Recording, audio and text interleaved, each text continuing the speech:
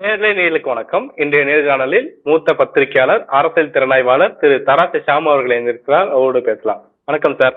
சந்தோஷ், வணக்கம். தேர்தல் ரிசல்ட் முடிஞ்ச பின்னாடி பாத்தீங்கன்னா அதிமுக பல்வேறு குழப்பங்கள் ஏற்பட்டதா பாக்குறோம். ஆனா இந்த சமயத்துல அதிமுகவை சேர்ந்தவர்கள் 90% பேர் எங்க கட்சியில வந்து சேர போறாங்க அப்படிங்கிற விஷயத்த அமைச்சர் ஆதவர்ஜன் அவர்கள் தெரிவிக்கிறாரு. அதுக்கு ஏத்த மாதிரியே பாத்தீங்கன்னா வெல்லமண்டி நடராஜன், இப்ப பாத்தீங்கன்னா அரகோணம் அதிமுக எம்எல்ஏ வேட்பாளர் ரவி அப்படின்னு சொல்லி சில பிக் ஷாட்ஸ் எல்லாம் போய் சேரதா பார்க்க முடியுது. கூடவே இந்த கிளை கழகங்கள், நகர்ப்புற பகுதிகள் இருக்கிற நிர்வாகிகளும் போய் சேர்ந்திருக்கிறாங்க அப்படிங்கிற விஷயத்தையும் சொல்லிட்டே இருக்கிறாங்க. அப்போ அதிமுக கொஞ்சம் கொஞ்சமா டைல்யூட் ஆயிட்டு இருக்குதா அப்படிங்கிற கேள்வி இருக்குது. இன்னொரு பக்கம் ஆர்பி உதயகுமார் அவர்கள் ஆள் பிடிக்கிற வேலையெல்லாம் விட்டுறணும் அப்படிங்கிற விஷயத்த எச்சரிக்கையா சொல்லியிருக்கிறாரு. இந்த நடப்பு விஷயங்கள் எப்படி சார் பாக்குறீங்க? அரசியல்ல அற்ற குளத்த அருநீர் பறவைகள், அது தொடர்ந்து நம்ம பார்த்துட்டு வர்ற விஷயம்தான். இதே மாதிரி திமுக ஆட்சிக்கு வரும்போதும் திமுகவில் சேர்ந்திருப்பாங்க. நம்ம பழைய கணக்குகளை மறந்துருப்போம். ஆனால் தாவேக்காவுக்கு இது நல்லதாங்கிறதாங்க கேள்வி. இப்போ திமுகவில் அதிமுகவை சேர்ந்த முன்னாள் அமைச்சர்கள் அப்புறம் சேர்ந்து திமுகலே அமைச்சர்களாக இருந்தாங்கல்ல, இப்போ சேகர் பாபு, கே.கே.எஸ். ராமச்சந்திரன் ஆச்சு, எத்தனை பேர், வேலு. திமுக அதிமுகவுக்கு இடையில ஏதோ ஒரு வகையான அந்த ஒரு திராவிட இயக்க கோட்பாடு அது கொஞ்சம் ஈஸியா இருக்குங்க. இவங்க அங்கிருந்து போகும்போது அங்க இருக்கிறவங்க அக்செப்ட் பண்ணிக்குவாங்க. ஆதவர்ஜன் சொல்றதுல 90% அதிமுக வரப்போகுது அப்படின்னா தாவேக்காவோட அந்த ஃப்ரெஷ்னஸ் அப்பீல் என்ன ஆகும்? தாவேக்காங்கிற கட்சி 2 வருஷம் தான் ஆயிருக்கு. 2 வருஷத்துல ஒரு குறிப்பிடத்தகுந்த வெற்றி, 108 இடங்கள், குறிப்பிடத்தகுந்த ஓட்டு வங்கி 234 தொகுதியில நின்று 1,70,00,000 ஓட்டு. 2 திராவிட கட்சிகளும் 234 தொகுதியில நிக்கல, கூட்டணி கட்சிகளுக்கு விட்டு கொடுத்தது போக 160, 170 நின்னாங்க. அந்த வகையில் அவங்களும் வந்து 1,10,00,000, 1,25,00,000 ஓட்டு வாங்கியிருக்காங்க. ஒட்டு மொத்தத்தில் நீங்க 234 கால்குலேட் பண்ணீங்கன்னா எல்லாம் ஒன்னாதான் இருக்கும். அதாவது தமிழ்நாடோட ஒட்டுமொத்த வாக்காளர்கள் 2 அணியா இருந்ததுக்கு பதிலாக இப்போ 3 கட்சியா மாறி இருக்காங்க. அப்படித்தானே நம்ம எடுத்துக்க முடியும். தாவேக்காவுக்கு ஓட்டு கூடன்னு கூட நான் அப்படி கூட பார்க்கலாங்க. ஏன்னா 234 நின்று இருக்காங்கல்ல அவங்க. 234 அஸ்யூமிங் இந்த 2 கட்சியுமே 234ல நிக்கிறதா வைங்க, அப்போ ஓட்டு கூடும். அதான் இயல்பு. அப்போ தமிழ்நாட்டோட ஒட்டுமொத்த வாக்காளர்கள் 2 அணியா ஓட்டு போட்டதுக்கு பதிலாக 3 அணியா ஓட்டு போட்டிருக்காங்க. அப்போ 3 டிஸ்டிங்க்ட் ஃபீச்சர். திமுக பிடிக்கலன்னா அதிமுக ஓட்டு போட்டு இருந்தாங்க, அதிமுக பிடிக்கலன்னா திமுக ஓட்டு போட்டு இருந்தாங்க. இப்ப திமுக அதிமுக ரெண்டையும் பிடிக்காதவங்க தாவேக்காவுக்கு ஓட்டு போடுறாங்க. அப்ப தாவேக்கால அதிமுகவை அட்மிட் பண்றது மூலமா தாவேக்காவோட அந்த ஒரு சிறப்பு தன்மைக்கு அது அரசியல் ரீதியாக அது நல்லதா? இப்போ ஒரு எடுத்துக்காட்டாக விஜயபாஸ்கர் எடுத்துக்கோங்க. எங்க சேர போறாரு தெரியல. ஆனா புதுக்கோட்டை மாவட்டம் ரொம்ப சின்ன மாவட்டங்க. இருக்கிற தொகுதியே வந்து 6 தொகுதி தான். புதுக்கோட்டை டவுன் ஓட்டு அது திமுக இந்த வாட்டி ஜெயிச்சிருச்சு. ஆலங்குடி தொகுதி அது மையநாதன் ஜெயிச்சிட்டாரு, பெரும்பாலும் முத்திரையர் ஓட்டு வங்கி. அறந்தாங்கி தொகுதி அது வந்து அதிமுக காங்கிரஸ் ஓட்டு வங்கி. ஆனா வந்து இப்ப தாவேக்கால அமைச்சராக இருக்கிறவர் ஜெயிச்சிட்டாரு. விராலிமலை விஜயபாஸ்கர் ஜெயிச்சது. திருமயம் வந்து முன்னாள் அமைச்சர் ரகுபதி ஜெயிச்சது. ஆனா தாவேக்கா வேட்பாளர், லேடி வேட்பாளர், அவங்க வந்து 10 பூத்துல வந்து கவுண்டிங் சரியில்லை, நான் புகார் மனுலாம் கொடுத்தேன், யாருமே கண்டுக்கலன்னு அவங்க அது ஒரு சீரியஸ் புகார், எலெக்ஷன் பெட்டிஷன் போடுறாங்க. இதுல நிறைய பேர் தாவேக்கா சார்பாக இதே அதிமுகவை எதிர்த்து நின்று வெற்றி வாய்ப்பை வந்து இழந்தவர்கள், ஒரு 5000 ஓட்டுல 3000 ஓட்டுல இழந்தவங்க, அவங்க வந்து தேர்தல் கேஸ் போடுவாங்கல்ல, இபி போடுவாங்கல்ல, எலெக்ஷன் பெட்டிஷன். அப்போ இப்போ இவங்க போய் இணைகிறாங்கன்னு வைங்க. அதாவது எம்எல்ஏக்கள் போய் இணைகிறது, கீழ்மட்டத்துல போய் இணைகிறது. கீழ்மட்டம் தாவேக்காட்ட தோத்துருக்கும். ஒண்ணு அதிமுக ஜெயிச்சிருக்கும், தாவேக்கா தோத்துருக்கும், இல்ல தாவேக்கா ஜெயிச்சிருக்கும், அதிமுக தோத்துருக்கும். அப்போ அந்த அதிமுகவே அட்மிட் பண்ணும்போது தாவேக்காவோட ஒட்டுமொத்த வளர்ச்சி அதுல பாதிக்கப்படாதா? அது வந்து எதிர்காலத்துல வந்து மிகப்பெரிய அளவுக்கான ஒரு மன வெறுப்பை வந்து 2 தரப்புலையும் ஏற்படுத்தும். வெல்லமண்டி நடராஜன் எடுத்துக்கலாம், சீனியர் பர்சன். அவர் யாரை போய் டாமினேட் பண்ணுவாரு? அங்க இருக்கிற தாவேக்காவோட புதிதாக வந்திருக்கிற இளைஞர்கள், இல்ல ஆர்வத்தோட வந்து விஜய் மன்றத்துல வேலை பார்த்தவங்க, கட்சி பணியாற்றினவங்க, அவங்களதான் அவர் போய் டாமினேட் பண்ண முடியும். அந்த டாமினேஷன் அவங்க எப்படி எடுத்துக்கிடுவாங்க? இப்ப வந்து ஒண்ணும் தெரியாதுங்க. அடுத்த 3 மாசம் கழிச்சு உள்ளாட்சி தேர்தல் வரும்போது இணக்கமான அந்த வேலை போயிரும். அதாவது நம்ம கட்சி, நம்ம தலைவர் அவருக்கு வேலை பார்க்கிறோம். நம்ம கட்சி, நம்ம தலைவர் மாத்து கட்சிக்காரன் வந்து நம்மள வேலை வாங்குறான். இது ரெண்டுக்கும் வித்தியாசம் இருக்கா இல்லையா? இது வந்து எனக்கு என்னமோ அவ்வளவு ஒரு நல்ல ஸ்டெப்பா தெரியல. அதுவும் சொல்றாருங்க. அவர் பொலிட்டிக்கல் அசைன்மெண்ட்ல சொல்றாரு அமைச்சர். ஆனா அது நல்லதான்னு யோசிச்சா இல்ல. ஏன்னா அதிமுக வந்து இன்னமும் வந்து அழியலாம் இல்லைங்க. அவங்க ஓட்டு வாங்கியிருக்காங்கல்லங்க. 1 கோடியை சுற்றி ஓட்டு வாங்கியிருக்காங்க. நான் ஏற்கனவே சொன்ன கணக்குப்படி 234க்கு அது வெயிட்டட் ஆவரேஜ் போட்டு பாருங்க. தாவேகா ஓட்டுக்கு கொஞ்சம் தான் கம்மியா இருக்கும். அப்ப கிராமப்புறங்கள்ல இன்னும் கட்சி உயிர்ப்போட இருக்கு. பெரும்பாலும் தாவேகா நகர்ப்புற பினாமினா மாதிரி தான். இப்ப என்ன பேச்சு அடிபடுது அப்படின்னா, மாநகராட்சி நகராட்சி ரெண்டையும் கலைச்சிட்டு இன்னும் கொஞ்சம் சில மாதங்கள் தான் அவங்களுக்கு இருக்கு. கிராமப்புறம் நகர்ப்புறம் ரெண்டுக்கும் சேர்த்து உள்ளாட்சி தேர்தல் நடத்திடலாங்கிறது இப்போ திட்டமா தெரியுதுங்க. அதாவது அடுத்த ஒரு 3 மாதத்துக்குள்ள வந்து தமிழ்நாட்டில் கிராமப்புற நகர்ப்புற உள்ளாட்சி தேர்தல், ஒட்டுமொத்த உள்ளாட்சி தேர்தல் நடக்க போகுது. மேயர் வந்து டைரக்டா எலெக்ட் பண்ற மாதிரி. நம்ம முதல்ல 96 காலகட்டத்தில் அப்படிதான் வச்சிருந்தோம். அப்புறம் அதிமுக வந்து அதை மாத்துச்சு. திமுக ஆட்சியில திருப்பி டைரக்ட் மேயர் வரும்னு நினைச்சோம், அது வரல. திருப்பி கவுன்சிலர் தான் எலெக்ட் பண்ணாங்க. இப்ப திருப்பி தாவேகா ஆட்சியில வந்து அது டைரக்ட் மேயரா மாத்த போறதாக அப்படிதான் நான் உணர்றேங்க. அப்போ தமிழ்நாடு பூரா நிறைய மேயர் பதவிகள் காலியாகும், நிறைய நகராட்சி தலைவர்கள் பதவி காலியாகும். பெரிய நம்பருங்க அது. அது எல்லாத்தையும் நம்ம அரசியலுக்கு வந்திருக்கோம், நமக்கு அதுதானே ஃபர்ஸ்ட் ஸ்டெப்பு. ஒரு நகராட்சி தலைவராக மாறுறது, இல்லைன்னா ஊராட்சி ஒன்றிய குழுவில் ஒரு குறைந்தபட்ச உறுப்பினர் ஆகுது, அதுக்கு பிறகு நம்ம வந்து எம்எல்ஏ ஆகலாம், மந்திரி ஆகலாம், இதான கணக்கா இருக்கும்.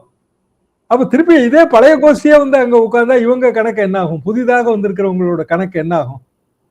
அது எப்படி டேலி ஆகும்? அடுத்த 3 மாசத்துல அது இடிக்குமே. அப்ப உள்ளாட்சி தேர்தலில் தாவேகா ஆளுங்கட்சியா இருந்துகிட்டே பெரிய வெற்றிகளை பெற முடியாம போச்சுன்னா அது தாவேகாவோட எதிர்கால வளர்ச்சிக்கு நல்லது இல்லையே. அது என்ன கணக்குல இது செய்யறாங்க அப்படிங்கிறது எனக்கு ரொம்ப குழப்பமாவும் ஆச்சரியமாவும் இருக்கு. வளர்ச்சிக்கு தடையாக இருக்கும் அப்படிங்கிற விஷயத்த நீங்க சொல்றீங்க. ஆனா இன்னொரு பக்கம் பார்க்கும்போது விஜய் சொன்னார் இல்லையா, தாவேகா திமுக தான் இனிமே அப்படின்னு சொல்றாரு இல்லையா, அந்த கணக்குல அவரு ஜெயிக்க போறாரு அப்படிங்கிற விஷயம் தானே பார்க்கப்படுது. இப்பவும் அப்படி வரலீங்களேன்ற அதைத்தான் நான் திருப்பி திருப்பி சொல்றேன். தாவேகா வர்சஸ் திமுகன்னு சொன்னது விஜய், கரெக்ட். ரிசல்ட் அப்படி இல்லையே. நீங்க நம்பர் ஆஃப் சீட்டை வச்சு தானே சொல்றீங்க. அத தாவேகா 108, திமுக நெக்ஸ்ட், அதிமுக நெக்ஸ்ட், அதை வச்சுதான் நீங்க சொல்றீங்க. அதிமுகவோட ஒர்ஸ்ட் தோல்வியில வந்து அதிமுக 4 சீட்டு தான் வாங்குச்சு 96. தாவேகா ஒன்றும் அலை இல்லைங்களே. விஜய் அலைன்னா அவர் 180 200 சீட்டு ஜெயிச்சிருந்தா அலைங்க. அவர் 108 தானே ஜெயிச்சிருக்காரு. 108ல அவரே 2 இடத்துல நின்னாரு. அது எப்படி அலையா மாறும்? 3 ஓட்டு வங்கி இருக்குங்க, டிஸ்டிங்டா 3 ஓட்டு வங்கி இருக்கு. ஒன்னு திமுக, இன்னொன்னு அதிமுக, இன்னொன்னு தாவேகா. தாவேகா வர்சஸ் திமுக எல்லாம் கிடையாது. அதெல்லாம் ஒரு விஜய் தேர்தலுக்கு முன்னாடி கிளைம் பண்ணது. தேர்தல் ரிசல்ட்டுக்கு பிறகு அந்த கிளைம் எல்லாம் அடிபட்டு போச்சு. சார், போஸ்ட் எலெக்ஷன் ரிசல்ட்டுக்கு அப்புறம் அதிமுகல குழப்பம் ஏற்படுது. அதிமுக மாற்றாக அதிமுகவினர் தாவேகாவை தான் அதிகமா விரும்புறாங்க, திமுக கிட்ட யாரும் அதிகமா போகல அப்படின்னும் போது, அப்போ அதிமுக மாற்று தாவேகா தான் அப்படிங்கறத அதிமுகவினரே வெளிப்படுத்துறாங்களா அப்படிங்கிற ஒரு கேள்வி இருக்கு. இதை மக்கள் எப்படி புரிஞ்சுக்கணும்னு பாக்குறீங்க? அப்படி வெளிப்படுத்தல. அதிமுகல நம்ம வந்து எதிர்கட்சியாவே இருந்து டயர்ட் ஆயிட்டோம். 5 வருஷம் இருக்கணும் எதிர்கட்சியா இருந்தோம், இன்னொரு 5 வருஷம் நம்ம எதிர்கட்சியா இருக்கணும், தாவேகால போனா பதவி கிடைக்கும் அப்படின்னு தானங்க போறாங்க. என்ன பதவி கிடைக்கும்? எம்எல்ஏ பதவி கிடைக்காதுல்ல. ரிசைன் பண்ணிட்டு போனவனுக்கு வேணா திருப்பி நம்ம வந்து இடைத்தேர்தல டிக்கெட் கொடுத்து விஜய் கட்சியோட எம்எல்ஏவா மாத்துவாங்கன்னு நம்ம அசியூமிங்கா எடுத்துக்கலாம். ஆனா ஃப்ரெஷ்ஷா காலியாகிற போற பதவிங்கிறது உள்ளாட்சி தேர்தல் பதவி தானேன்ற. ஏங்க ஒருத்தன் வந்து கவுன்சிலரோ மேயரோ தானே எய்ம் பண்ணுவான். சென்னையில கிராஸ் ஆகிறவன், நீங்க பெரிய ஆளுகளே கூட விட்டுருங்க, சென்னையில கீழ்மட்டத்துல கிராஸ் ஆயிருக்கும்ல. நம்மளுக்கெல்லாம் ஊடகங்களுக்கெல்லாம் பேரே தெரியாதவ ஒரு குப்சாமி, ராமசாமி, முத்துசாமி எல்லாம் கிராஸ் ஆயிருப்பாங்கல்ல அதிமுகல இருந்து தாவேகாவுக்கு. அவனோட எய்ம் என்ன? கட்சிக்காக உழைச்சி பாடுபட்டு விஜயோட ஆட்சியை ஸ்ட்ரென்தன் பண்ணணுங்கிறது எய்ம்னா, ஏற்கனவே விஜய் ஆட்சி பண்ணிட்டு தானே இருக்காரு. இனி எங்க போய் ஸ்ட்ரென்தன் பண்ண? நமக்கு என்ன கிடைக்குங்கிறதானங்க எய்ம. அப்ப அவனுக்கு என்ன கிடைக்கும்? ஒண்ணு மாமன்றத்துல கவுன்சிலர் ஆகலாம், இல்ல நிறைய கவுன்சிலர் ஜெயிக்கக்கூடிய டைரக்ட் மேயரா நின்று ஜெயிக்கக்கூடிய வாய்ப்பு இருந்தா மேயர் ஆகலாம், டெப்டி மேயர் ஆகலாம். இதானங்க கணக்கு. மாமன்றத்துல இந்த கணக்கு இருக்கும், நகராட்சியில வேற கணக்கு இருக்கும். அதே கணக்கோட தானே தாவேக ஆள் இருக்குன்றானா. சரி, இதுல வந்துங்க திமுக வெர்சஸ் தாவேகா அது விஜய் வச்ச கிளைம், அது இல்லவே இல்லை. திமுக வெர்சஸ் தாவேகா வெர்சஸ் அதிமுக. இப்போ எசகி சூப்பியா ஜெயிச்ச ஓட்டு கணக்கு எடுத்து பாருங்க, மரத மும்மரவில் ஓட்டு கணக்கு எடுத்து பாருங்க, ஆல்மோஸ்ட் ஈக்குவலா இருக்குங்க. ஒரு 5000 6000 ஓட்டு டிஃபரன்ஸ்ல தான் யாராவது ஜெயிச்சிருப்பாங்க. அப்போ மிக இயல்பாக ரெண்டு கட்சியும், தாவேகாவுக்கு எதிராக இருக்கிற ரெண்டு கட்சிக்கும் கீழ்மட்டத்துல ஓட்டு இருக்கு, உயிர்ப்பும் இருக்கு. எதுக்காக நான் முக்கியமா சொல்றேன்னா, எம்பி எலெக்ஷன் வேற, எம்எல்ஏ எலெக்ஷன் வேற, உள்ளாட்சி தேர்தல் அமைப்பு வேற. உள்ளாட்சி தேர்தலில் ஃபியூ தௌசண்ட் ஓட்டு இருந்தா கூட நம்ம ஒரு பதவிக்கு வந்துடலாம். ஒரு 10 தெருவில் செல்வாக்கு இருந்துன்னு வைங்க, கவுன்சிலர் ஆக முடியாதா? அந்த 10 தெருவில் செல்வாக்கு உள்ளதுல தாவேகாக்காரன் ஒருத்தர் இருப்பான்ல, அவனுக்கு போட்டியா அதிமுககாரன் போனானா அவன் கதி, தாவேகாக்காரன் கதி. அப்ப அதிமுகவுக்கு டிக்கெட் கொடுத்துட்டோன்னு வைங்க, நீ புதுசா கட்சியில சேர்ந்திருக்கீங்க, ஒரு ப்ராமிஸ் நான் கொடுத்துருப்பேன், உங்களுக்கு பாதுகாப்பு தரேன், உங்களுக்கு பதவி தரேன், ஏதோ ஒண்ணு சொல்லிருப்போம்ல. சரியில்லாம யாரும் போய் சேர போறது இல்லைங்க. நான் அதுக்குதான் இருக்கிற கட்சியிலே இருந்துருவேனே. நான் எதுக்குங்க அற்ற குளத்தை அறிநீர் பறவையா மாறுறேன்? அந்த குளத்துல தண்ணி இருக்கு, மீன் இருக்குன்னு தானே. அதுவும் அற்ற குளம் அப்படின்னா நான் ஏன் போகணும்? அப்ப மீனும் தண்ணி இல்லைன்னா நான் போக மாட்டேன், பழைய குளத்துக்கு ரிட்டர்ன் ஆயிடுவேன். அப்ப நீங்க கொடுக்க போறீங்கன்னா, குளத்துல ஏற்கனவே கொஞ்சம் பறவை கூடு கட்டி வாழ்ந்துட்டு இருக்க அந்த பறவையோட கதி என்னன்னு கேக்குறேன். 10 தெருவில் எனக்கு செல்வாக்கு இருக்குங்க, நான் தாவேகால சேர்ந்து வேலை பார்த்துருக்கேன், எம்எல்ஏ தேர்தலுக்காக படாத பாடுபட்டிருக்கேன், அடிதடியெல்லாம் சந்திச்சிருக்கேன், ஜெயிக்க வச்சுட்டேன் என் கேண்டிடேட்டை. இப்போ உள்ளாட்சி தேர்தல் வருது, நான் கவுன்சிலர் ஆகணும்னு நினைக்கிறேன். திடீர்னு எனக்கு எதிராக இருந்த ஒருத்தனையே பார்ட்டிக்குள்ள அட்மிட் பண்றாரு ஆதவ அர்ஜுன், அவனுக்கு கவுன்சிலர் டிக்கெட் தராரு அப்படின்னா, நான் அவனுக்கு வேலை பார்ப்பனா, வேலை பார்க்காம கம்முன்னு இருப்பனா? திமுக எப்படிங்க திமுக தோத்துச்சு? வேட்பாளர் தேர்வுல அதிருப்தி, கட்சிக்காக நீ யார வேட்பாளரா போட்டாலும் நாங்க வேலை பார்க்கணுங்கிறதெல்லாம் எந்த காலங்க? அதெல்லாம் அப்படியெல்லாம் இப்ப யாரும் வேலை பார்க்கறதெல்லாம் இல்ல. எனக்கு நீங்க நான் சிட்டிங் எம்எல்ஏ, எனக்கு நீங்க மீண்டும் டிக்கெட் கொடுத்தீங்கன்னா நான் வேலை பார்ப்பேன், இல்லைன்னா சும்மா நிப்பேன், அவ்வளவுதான். அப்படி நின்றுதானே நிறைய இடம் தோத்துது. திமுக தோத்தது, அதிமுக தோத்தது, இத கணக்கெல்லாம் தாவேகா எடுக்கலையா? அது விஜய்ங்கிற பேனர்லயே கவுன்சிலர் ஆயிடலாமாமா? ஏங்க இப்படி எல்லாம் கணக்கு பார்த்தா எம்ஜிஆர் காலத்துல 86ல முனிசிபல் தேர்தல் வந்துச்சுங்க, பெரிய அளவுக்கு வெற்றி. எம்ஜிஆர் உடம்பு சரியில்லாம போனாரு, அது பெரிய அனுதாபலையா இருந்துச்சு. இந்திரா காந்தி அம்மா இறந்து போனாங்க, ஷூட் அவுட்டு, அது பெரிய அனுதாபால. ரெண்டு சேர்ந்து 84 எண்டு 85 பிகினிங்ல வந்த தேர்தல அமோக வெற்றி. அடுத்தாப்புல உள்ளாட்சி தேர்தல், ரொம்ப வருஷம் கழிச்சு உள்ளாட்சி தேர்தல் வருது, முனிசிபல் உள்ளாட்சி தேர்தலுங்க, முனிசிபாலிட்டிக்கு மட்டும். அப்போ இந்த சிஸ்டம் கிடையாது, ஒன்றிய குழுலாம் நம்ம செலக்ட் பண்ண மாட்டோம். முனிசிபாலிட்டி தேர்தலில் 69 இடத்துல நம்ம திமுக ஜெயிச்சிருச்சுங்க, அதிமுக ஆட்சியில் இருக்கும்போது, எம்ஜிஆர் அவர்கள் உயிரோடு இருக்கும்போது. எதுக்காக நான் சொல்றேன்னா, that is a different ball game. Local body எலெக்ஷன்ங்கிறது டோட்டலி டிஃபரெண்ட். இந்த விஜயோட செல்வாக்கு, ஆதவ அர்ஜுன் செல்வாக்கு, புஷி ஆனந்த் செல்வாக்கு, அதெல்லாம் அங்க நிக்காதுங்க. கவுன்சிலர் யாரோ, லோக்கல் கவுன்சிலர் யாரோ, அவனுக்கு தான் ஓட்டு. அப்போ பிற பார்ட்டியில இருந்து அட்மிட் பண்ணீங்க அப்படின்னா உள்ளாட்சி தேர்தலில் ரொம்ப அடிவாங்கும். ஓகே சார், இந்த சூழல்ல பல்வேறு முக்கியமான விஷயங்களை பண்றீங்க சார். உங்களுடைய நேரத்துக்கும் கருத்திற்கும் மிக்க நன்றி சார்.